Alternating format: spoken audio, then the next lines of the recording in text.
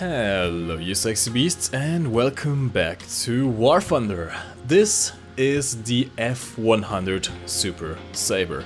Developed to replace the F-86 Sabre, introduced in 1954 as a fighter bomber. I'm not going to get too into detail about the history. Instead, I would recommend you to watch the European Canadians video on this aircraft. A link to that is in the description. Boiled down, here's what you need to know. This is a Vietnam-era jet with an afterburning engine which has about 60% more thrust than the Hunter, to put things into perspective. It is capable of sustaining supersonic speeds in level flight. It carries air-to-air lock-on missiles. It is also capable of carrying and releasing nuclear bombs, although not here. And it has 4 20mm cannons, just for good measure. What you are seeing on screen is a playable user model and mission by Gallonmate, with flight model and textures being made by Sennheiser. In this user mission you can fly around on the Korea map, shooting down a swarm of Tu-4s or dogfighting with a horde of North Vietnamese MiG-17s. All of this with the help of a working afterburner and air-to-air missiles. I have no idea how they made it work, but it works! And yes, before you ask, that big front rod thing in the front of the aircraft, that's to measure the air velocity. I know, you can make some jokes about that. Let's talk a little bit about the Afterburners. The way it's modeled into this model is actually quite interesting. First of all, it gives you an insane amount of boost. Your acceleration and climb rate under the Afterburner is nothing short of absolutely spectacular. If you use the Afterburner right from the runway, you can reach 400 km/h indicated airspeed before you even get off the ground. It's insane. And when you put it into a climb, you can climb at 45 degrees, still maintaining or even gaining some speed. This allows you to do some vertical maneuvers with this aircraft that you can't really do with any other.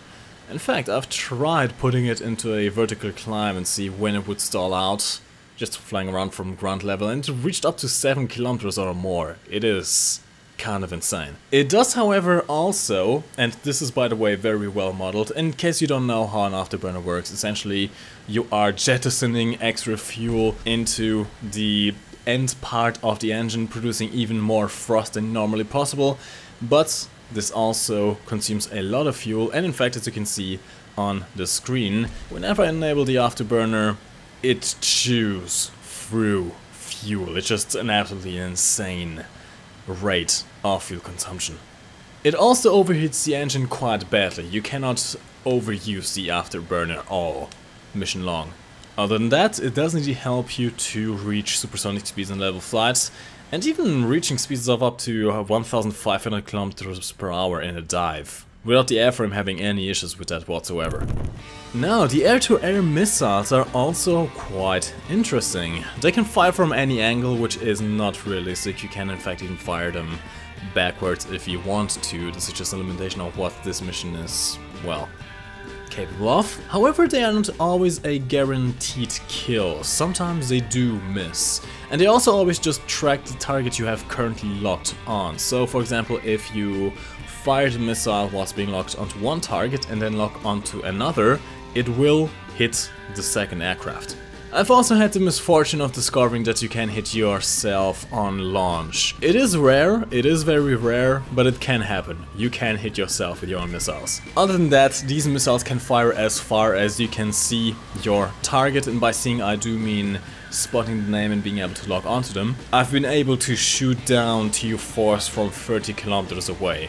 Took quite a while for the missile to get there, but it was possible. Now of course, once the missile hits, it completely dismantles an aircraft. Just look at the amount of pieces these Tu-4s are leaving scattered around. I have to say there is something quite satisfying about hitting a horde of Tu-4s with A-to-A missiles. It's a revenge for all these years.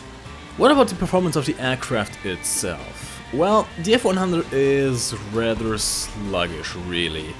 The roll rate isn't half bad for what it is, but the turning radius is about half as big as the circumference of the Earth. It isn't very stable either. I found that if I use the elevator without any other input, it tends to veer off to one side. Now, in spite of being sluggish, you do have flaps and an air brake, and you can somewhat dogfight within the 15s, although keep in mind these are bots, so not exactly the smartest of pilots. And this is also a user-made flight model, so it's not expected to be perfect. Now, the aircraft model itself is absolutely beautiful and really quite detailed. I love the way this thing looks. Although, do keep in mind that the gauges in the cockpit do not work.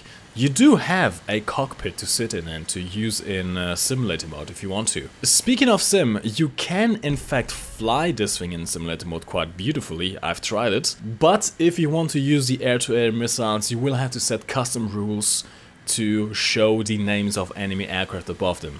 Else you will not be able to log onto them and you won't be able to use your missiles. Now there's the obvious question. Would this actually work in the game? Could this be a representation of a future rank 6 jets?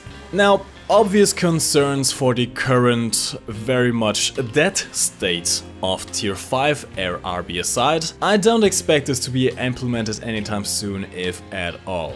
Now don't get me wrong, the model is beautifully made, and I would go as far as to say that this will almost have the quality needed to be put into the game, but I've also spent a lot of time on the internet reading the forums and Reddit and the dev blogs and the Q&As, and I'm pretty sure that one of those I have read one of the devs talking about having actually done internal testing of tier 6 jets with afterburners and air-to-air missiles at Gaijin, but determining that the gameplay just wasn't fun and they didn't really know how to make it work, so that's pretty much been scrapped.